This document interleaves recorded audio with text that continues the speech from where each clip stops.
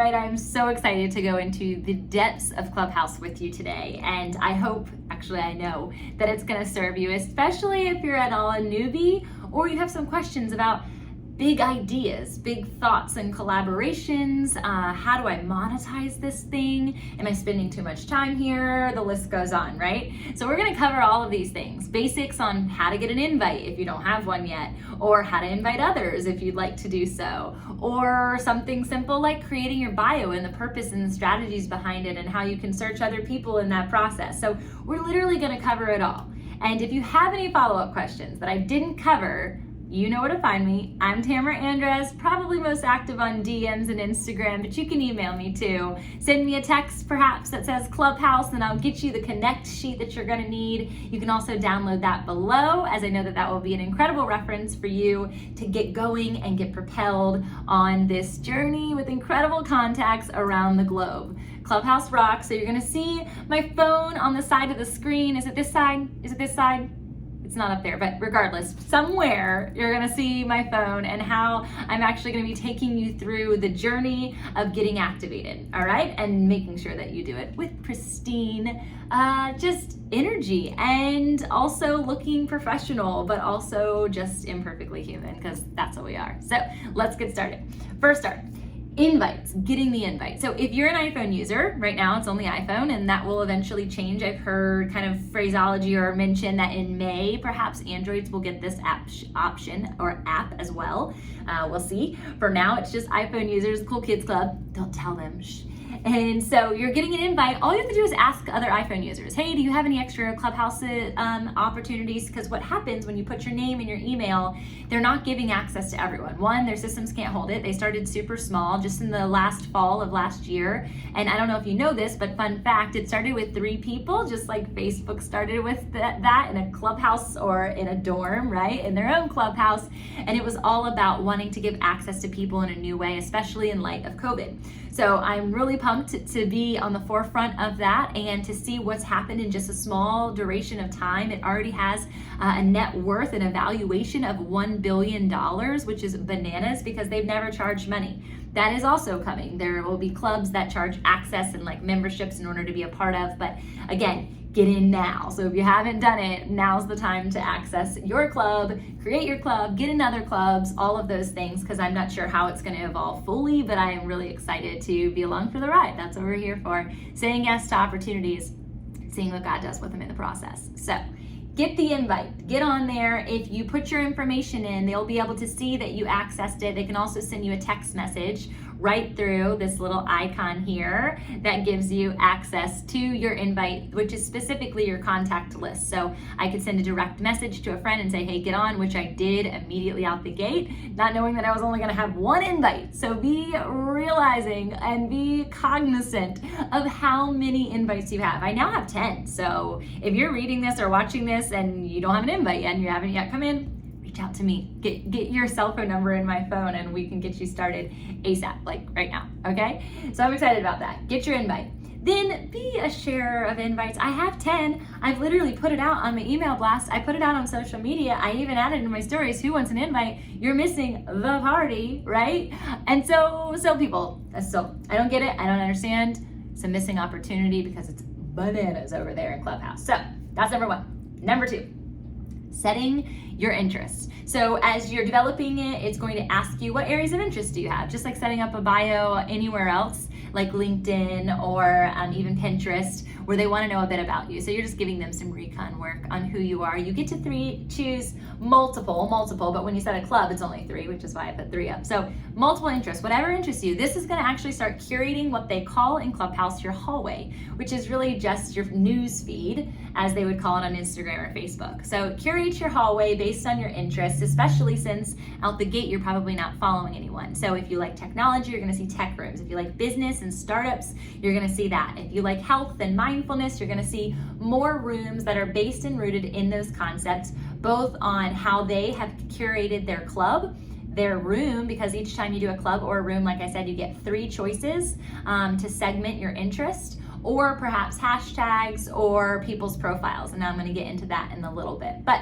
curate your hallway out the gate by selecting these interests. then before, please listen to me, before you go into a room, whether intimate, whether huge, please create your bio. You're gonna pick a picture. That's a fun thing too. Everyone loves to have a picture. Make sure it's a nice headshot, right? You don't wanna be super far away, though some people do that. I think it's more of a connecting ability when your face is actually in the image and the icon. So I kind of have a silly one with my flower like over my eye, and then it says Breakfast with Champions, and I'll tell you why soon. But try and make it kind of close on your face, because it's the first experience that somebody's gonna have. Beyond your voice, they're gonna see your picture, and then from your picture, they're gonna see your bio. And then from your bio, they're gonna scroll down and they're gonna see your linked accounts, both Instagram and Twitter. If you don't have a Twitter, it's okay. I wasn't really into Twitter. I have it linked, but I don't really hang out there. However, a lot of top tier influencers do. So again, don't miss the train. So recognizing that your bio is so critical before you get into a room, because what happens when people are in the room, especially if they're in a large room and they're listening to moderators talk the entire time, they're just kind of perusing. So if your picture has an intrigue, if there's something exciting about you, if they hear you speak, the first thing they're gonna do is click on your face and they're gonna read your bio. If your links aren't connected, you're not gonna get followers on other accounts. They're likely not even gonna follow you on the app, and they have no idea or context on who you are. They're just hearing your voice, and a voice nowadays is a dime a dozen, especially in Clubhouse. So don't just be a voice, be a resume, be a human, tell them about your heart. That's my favorite thing about the bios, is you really have so much more space than any other social media platform to essentially showcase your resume, your personality, the things you love, connection reasons. Like, why would somebody connect with me on Clubhouse? If you need help with that, I'm gonna show you mine here. I'll even give you the exact text, and you can copy and paste and create your own. Emojis are really fun and actually have really deep purpose here, and I'll share with you what that is as well. So that's really the bio. Don't get into a room. One more time, I'm gonna say it, because I'm like a mama. Make sure you do your bio, okay? And link your Instagram and Twitter. The important part about linking, right? So if I decided to do a bio and I didn't link, or I did a bio and I'm not really present on this platform, either Twitter or Instagram, maybe you're a YouTube phenomenon, maybe you're an influencer on TikTok, that's fine too. You can add those, but they cannot link, because that's not what the app has given us purpose for, or reason to, or access to. That doesn't mean they won't ever, but for now, it's just with Instagram and Twitter. So the reason is because there is no internal messaging system. There's no way for somebody to touch base with you beyond talk to you directly in the app, which I think is really cool. They don't have any other way of communicating. So people are going into Instagram and they're following you there because they like something that you said, or your picture, or your bio that intrigued them, and they're sending you a DM in that space. I am going to go through best practices as well, and this is a best practice technique, but I just need you right now to know that your bio is critical in order for you to create further connections and further legitimacy as a thought leader in whatever area of interest that you have, okay? So that's pretty much the gist of your bio. I feel like I might be missing something. If not, I'm going to go on, but I'll come back to it and touch base, but those are the gist of it. Those are the main things, okay? All right, on to 4, 3. 3 was profile pic. 4 is biohacking. That was not biohacking like scientifically, but there is a science to it. The 4th thing that you need to know about the bio, 1 is to share your mission and your passion, not just all the things that people want to pat your back for. Don't lie, like just be transparent, okay? If there's your like favorite quote, I shared a biblical verse that I love, Galatians 5:22, and yeah, I shared why I want to be there. I shared who I'm looking to connect with. I shared what rooms I moderate in, which if you're just getting started, you might not have that yet, but you will, don't you worry.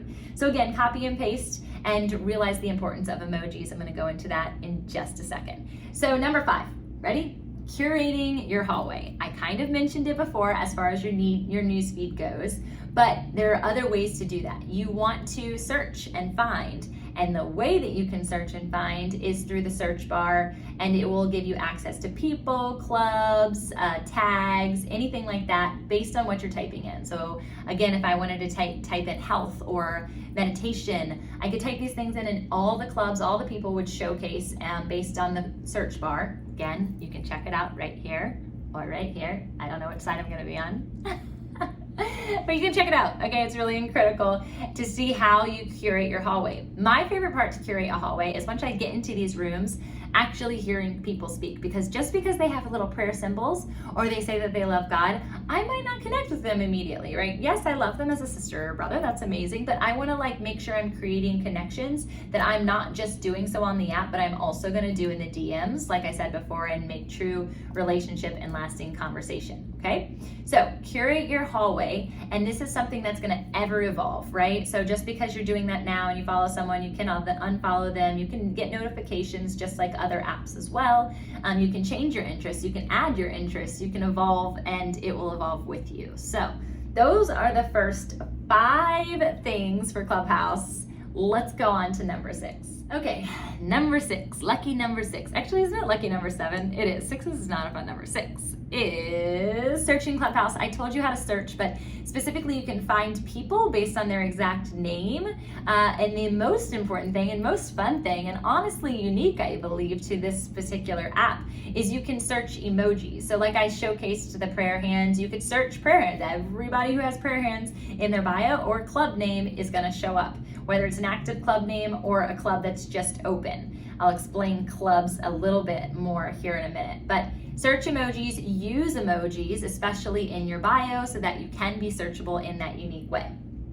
Lucky number 7, notifications. I mentioned this just a couple of minutes ago, but you can add notifications on to anyone that you want to know that's active in a specific room. Notifications can get bonkers. Like I keep my notifications on all day long, and sometimes I'm on my phone texting or looking at a picture or doing something on social media, and it pops down and it jumps me into a room, and I'm like, what just happened? I don't want to go into that room. I don't know who it is, and I had to leave, and then I felt rude because I feel like I cut somebody off, and they see me come in, they see me leave, and anxiety, Clubhouse anxiety. But it's really important for me to have them on, and I'll tell you specifically why. Because there are certain people in the app that I am essentially a follower of, right? Just like you would follow somebody on any other social media platform and you want to get the notifications from them. All other apps, I have my notifications off. Clubhouse, however, means that I get to talk directly to that person. Maybe a person that I'm trying to create a further relationship with. Maybe it's somebody that I really admire. There are people like Brene Brown on there, Amy Porterfield I've heard speak, Tim Story, who is Oprah Winfrey's coach, has been on there, Les Brown, even musical artists like Alicia Keys and Snoop Dogg. So whoever you want to follow, I'm sure that you can, and you can show up into the places and spaces that they are. And how much cooler to be live and in person than read their book or listen to their podcast or watch their YouTube channel or whatever deliverables they have. So keep your notifications on. That's just a suggestion. Some people have boundaries to that, and I respect that. You can change them on the weekends or the evening times if you need to. I actually had to start leaving my phone in my car at night because it was that distracting, and that's okay. I set strong boundaries. Okay, number 8, joining clubs. So again, you can search clubs just like you can search people. If there's a specific concept or topic or word, phraseology that you want to search for, go for it. When you do so, there is a little greenhouse when you're inside the room. If you click on that greenhouse, it will give you availability to become a member of that club.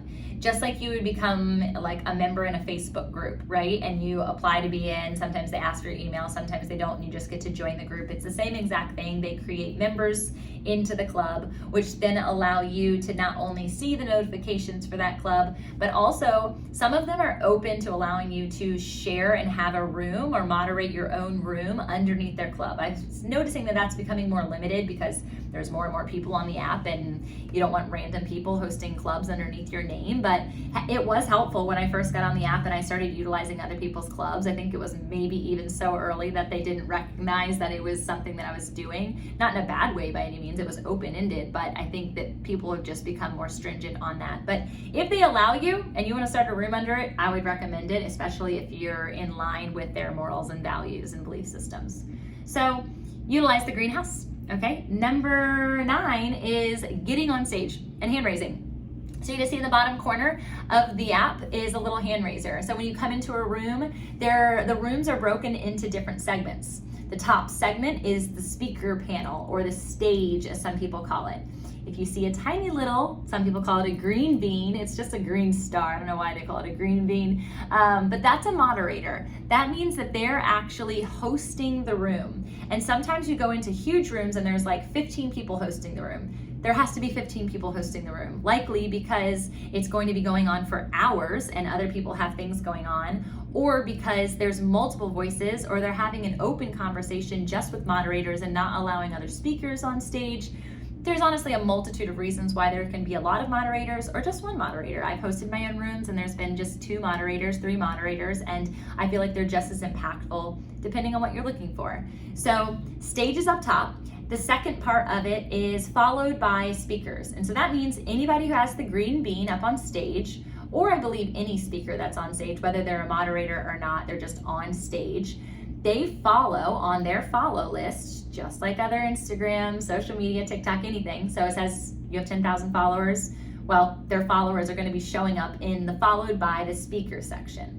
Below that is just the audience, right? And I say just they're probably the most important because they're giving us the opportunity to share and speak and just give life, breathe life in whatever area of interest we're having conversations about.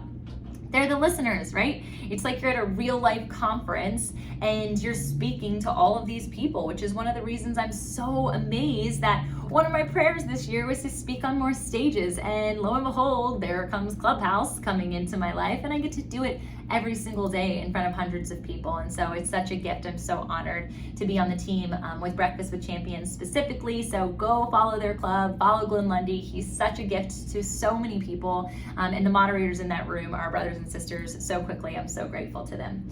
So that's number 9. Oh, I said raise your hand and then I told you a bunch more things. The raise your hand symbol allows you to go from the audience or followed by the speakers and get on stage. So what happens when that happens on the back end of the app, us as moderators see that so-and-so is raising their hand and we give access to them coming to the stage. Just because there's a lot of moderators doesn't mean you're gonna have more opportunity to get on stage, because oftentimes there's a main moderator and there are rules, right? If we allowed every single person who raised their hand to come on stage, we'd have 100 people on stage and it could get really noisy, right? Really loud and just too much. And so it's something that you're gonna see sometimes they turn hand raising off, and that's with intention. Maybe they're going into a segment for an hour where they just want you to listen to this expert that's coming in. Or maybe they're just really trying to limit the intimacy, or the moderators are gonna take the mic for a little bit. There's always purpose in turning on and off the moderation of hand raising. So don't get offended. I will tell you, I was in the group with 1,000 people probably for about 5-ish days before I ever got up on stage. And I know that's not long. Some people have been waiting much longer, but there's just continued growth in the app. So be patient and recognize that God has a plan specifically for you, even in the relationship with the people that you're listening to, if it's in a big room or a small room. If you want to get on stage and you want to practice your speaking skills more, go into small rooms, raise your hand, they're going to let you up. That's like the whole point. They want connection, they want intimacy, they want vulnerability, they want to like know you and hear you. Most people don't want to speak at you, even though I'm really long-winded and we're still only on number 11. So stick with me. This is going to be epic. I promise. I'm going to get into best practices in 7 more. I'll try to zoom through these. So 11, active clubs and available to chat. When you are on your hallway and you scroll to the right, you're going to see active rooms and active chat members. Okay, on this is how I kind of like find people who are online at that point and who I want to jump into the room they're in. The reason I do this, again, because I'm following specific people and I know their heart and I know their mindset, and I know if they're learning from somebody and they're in a room, it's likely worth my time. I don't want to jump into a bunch of rooms. I'm trying to keep my armor on strong. I don't want to hear things that I don't need to be hearing. Lots of different reasons. And time is precious. And so making sure that I'm following into places and showing up in places that I feel like I could also deposit and be heard. Those things are always important to me. So when you do that, you can also create private chat rooms with somebody who's online. So when I was first actually going through and practicing my Rodecaster or practicing moderating a room for the first time, Rodecaster, by the way, is just a device that we get when we want to get fancy and have music sounds and record the Clubhouse room and things like that. Regardless, I want you to just be aware that you can create these rooms to practice. And that's what I did at the beginning. I just got a friend on the app and I was like, hey, let's just practice this room thing. It will become private. It's a secret chat. No one will see it in their hallway. You can feel what it's like to moderate. You can feel what it's like to be on the back end of that before you host your first room. I would recommend it. Okay, next 13. So number 12 was private chats. Number 13 is calendar. This is the area up on the top. That's a little calendar, imagine that. And it'll say upcoming for you is the default. So these are things that you've already expressed interest in that are coming in queue in the coming days, usually hours, hour by hour. There's something happening in Clubhouse, which is bananas because it's all over the world. So check that out. And then if you click the drop down menu, you'll see my events. This is where you can host your own events. It's also where other people who are allowing you to moderate for them, that will also show there. And then if you want to add something to your calendar that's somebody else's event, you're not moderating, but you just want to remember, you can also add it to your calendar and it'll also show up under events. Number 14, creating your first room. So I gave you the example to make sure to try your private room first, but that's neither here nor there. That's more about you practicing. So this is actually creating the room. So you're gonna add with the plus sign up at the top right-hand corner under events, your own room. You wanna come up with a description, a catchy one. You wanna come up with a short-winded, short-tailed, a couple words, maybe one or two emojis of the topic. I've been hearing that the money bags or money signs are being flagged and hidden or ghosted. Yes, that stuff is already happening over here as well. And they just want it to be raw and authentic. So play around with ideas, play around with topics and titles, and maybe if you're doing the exact same one week by week, change the title. So I'm currently hosting a book club called Unleash My Humble Alpha, which is with the two authors, Stephen and Lane, and it's incredible. And so we have like a 12-week series going, and I could say Unleash My Humble Alpha every single week, but I feel like there's so much more depth to what we're going to go into because we're doing it section by section. So we end up sharing a title based on that section, but the description is the same exact every single time. So if I wanted to host my podcasting room to teach people about podcasting, I'd probably have the same description, but I change my title and just see if more people come in, if more people are interested in it because of that. Remember, people can search emojis. That's why you want to put emojis into it. It does give you a character limit as well. So just be mindful. It's not like the bio, all right?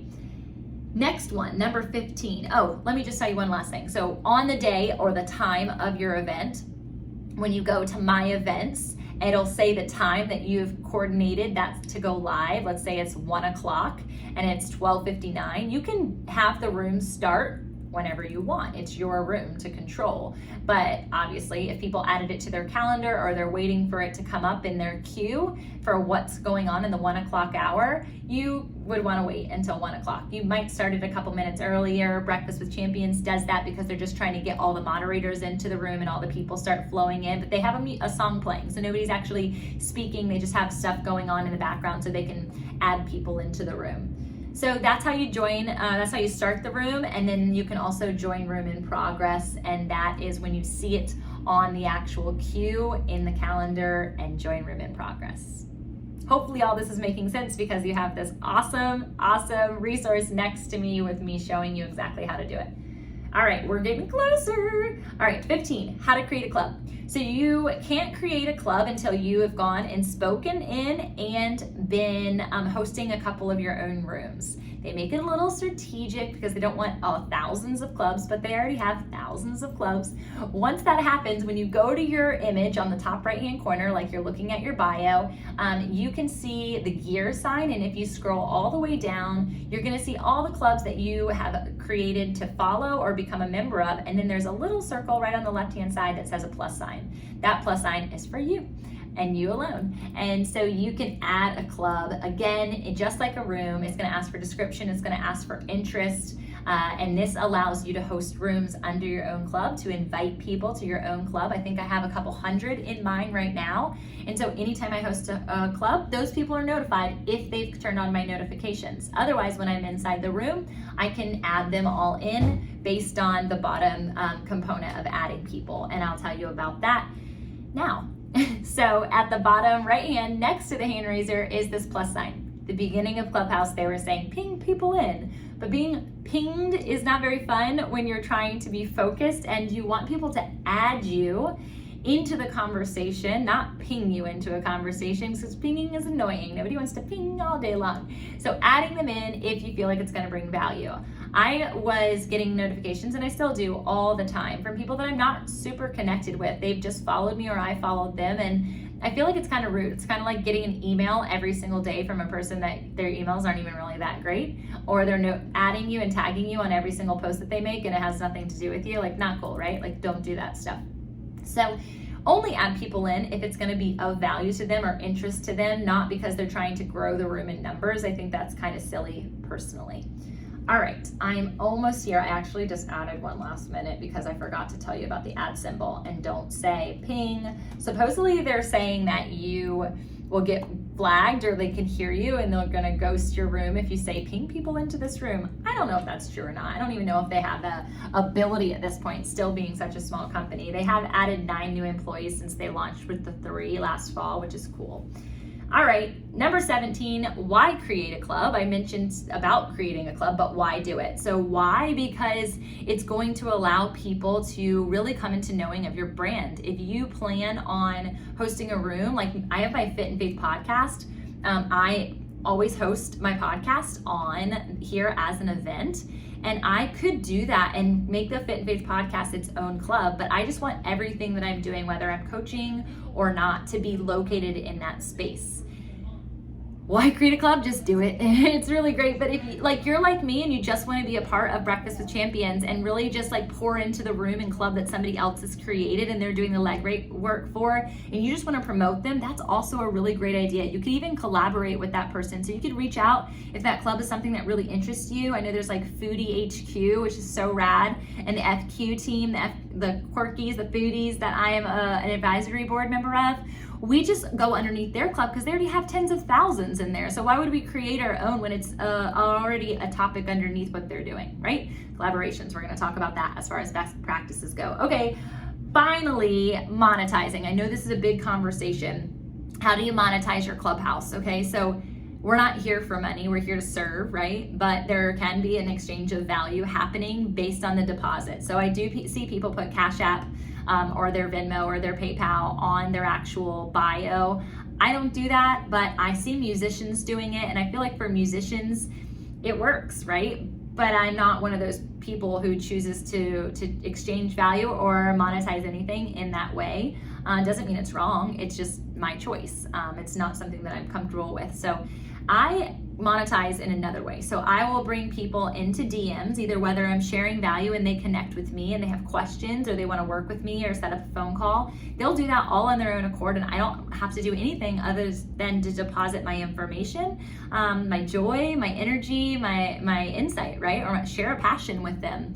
Otherwise, if I hear somebody speaking and I'm like, holy cow, I could really support them in this thing, I might DM them and say, hey, that was such a cool share. I would love to give you insight in that regard. And I'll just give them free value. I just add the information. I give you guys free value all the time. So it's no different than that.